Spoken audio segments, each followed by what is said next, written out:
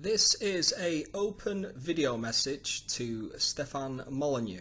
Hello everyone. I'm making this recording to make some small critiques of two issues with some podcasts that Stefan Molyneux has made. Before I get going, let me just let you all know that I watch all the videos that Stefan Molyneux makes. He's prolific. And I can depend on him to have some interesting information for me to listen to while I'm having breakfast or eating tea or any number of things. I actually subscribe voluntarily to his podcasts, and I think I pay $50 each month for the privilege, and I'm happy to do so. 99% of all the information he brings, I completely, wholeheartedly agree with.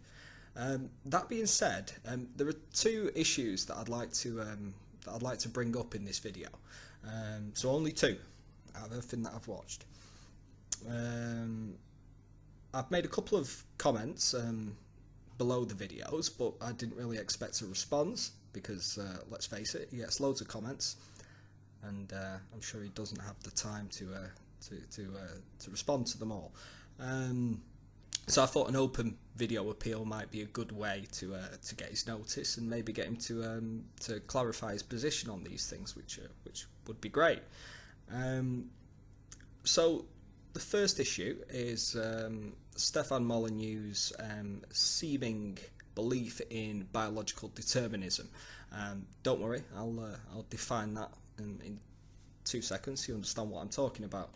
The second issue is his response to a caller who referenced a documentary which is on YouTube called The Greatest Story Never Told.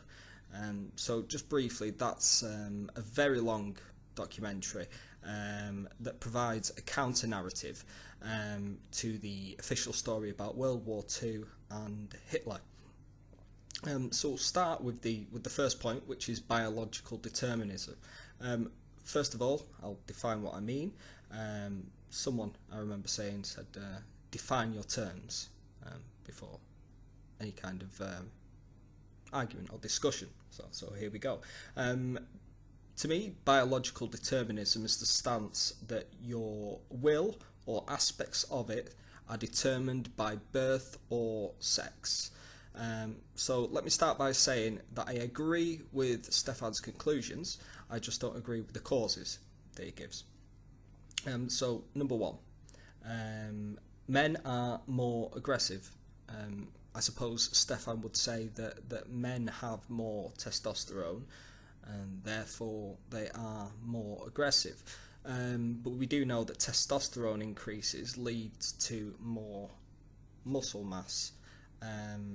And with more muscle mass we become stronger, and could it not be that men are more aggressive because they dare to be more aggressive, because they are physically stronger than women, so they will back down to less people.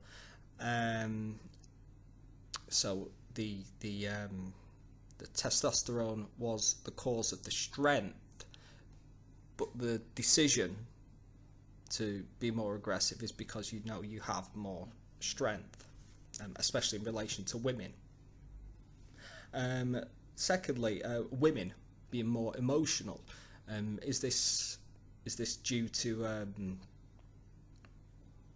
what would you call it? Due to hormones, or is it because women are less strong and therefore rely on other things to get what they want, to gain their values? Then we can talk about periods and moodiness. So is this actually down to they can't control their emotions because they're on the period, or is it because they feel discomfort and so therefore are more irritable and moody? Imagine a man with diarrhea. I can imagine you being a little more short-tempered and uncomfortable because of that.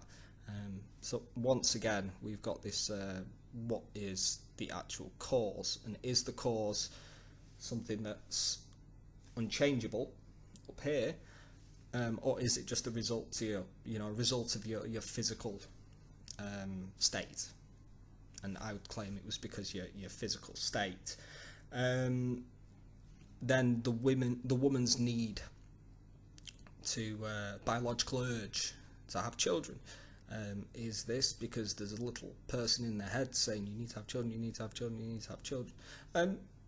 In a sense, yes, but the little person is themselves. They realise that if they do want children, then it's their responsibility to bear the children, to have the children, to make sure that the children happen. Maybe if a man knew that it was him who had to bear the children and that the time was running out to do so, then he'd care about it more and want to get it done. So once again, it's not some kind of biological, chemical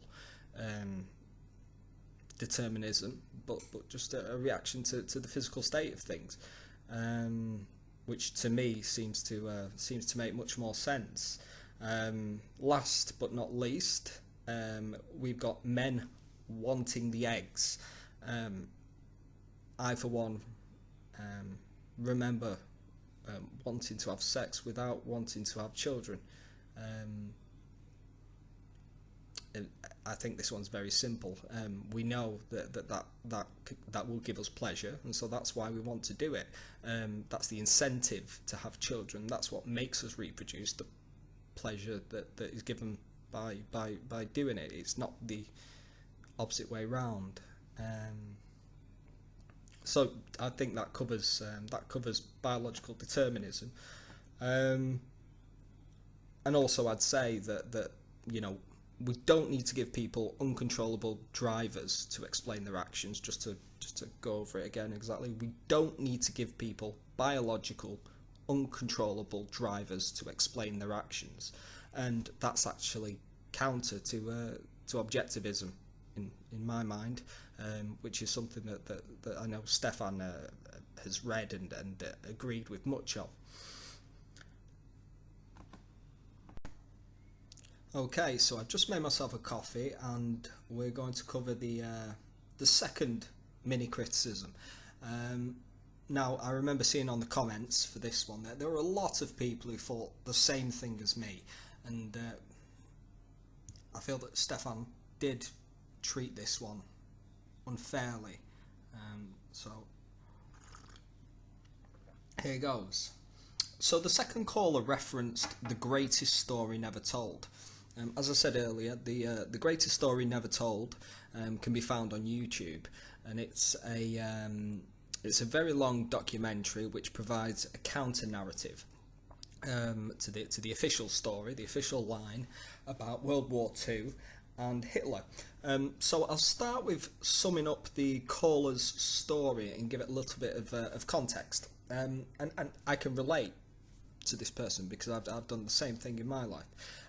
So he was on a quest to become more rational and accept or deny things based on the arguments, the evidence, which is something that Stefan is all for in all of the circumstances, but I feel as if he didn't treat this discussion in the same way.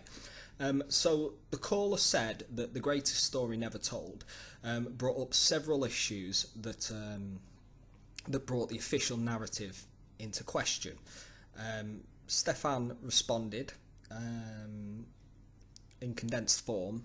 This isn't verbatim by any chance, but it doesn't matter how many people died. It was morally wrong. If 6 people died or 6 million, it doesn't matter. The fact doesn't matter in this instance,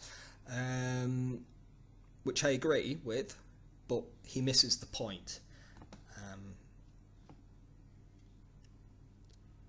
So, the greatest story never told featured expert opinions on the viability.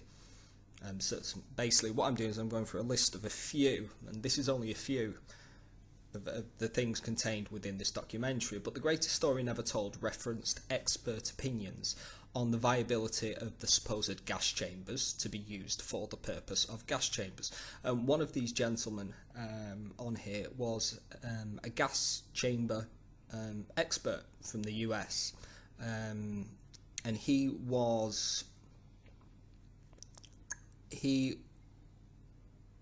went to Auschwitz.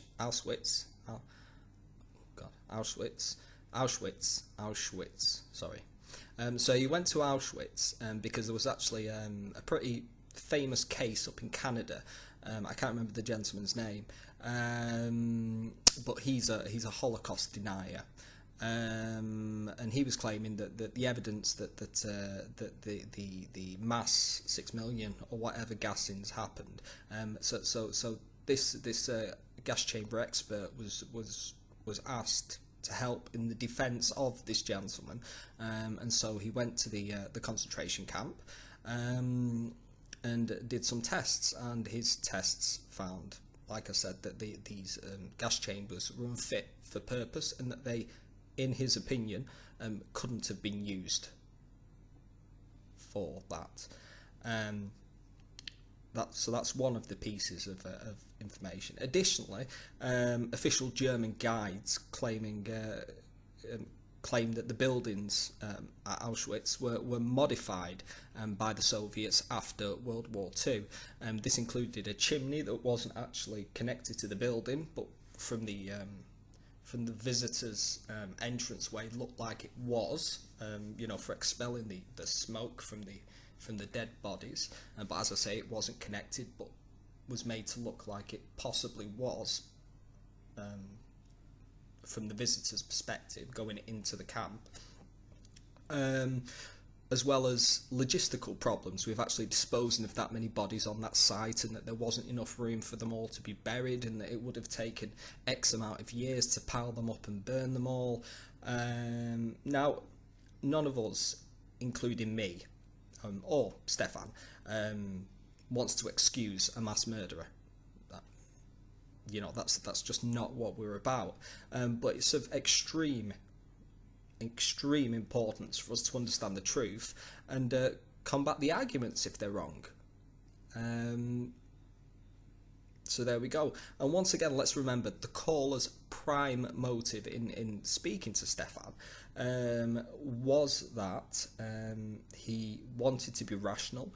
He wanted to examine the evidence and open himself up to contrary ideas and debunk them for himself, without just believing the official story that was given to him. And this is something that Stefan is all for. And so this is why I feel he should have dealt with it more fairly. So that's it. My two criticisms of Stefan Molyneux.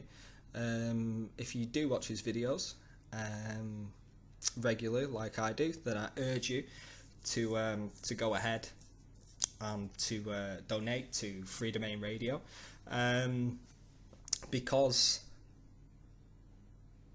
he's providing value, and it's have I had messed up hair the whole time? Great. Yeah, he provides value, he provides entertainment, and he does it all on a voluntary basis, and I, for one, I'm very, very glad that he does what he does. But please, respond, maybe. Thank you.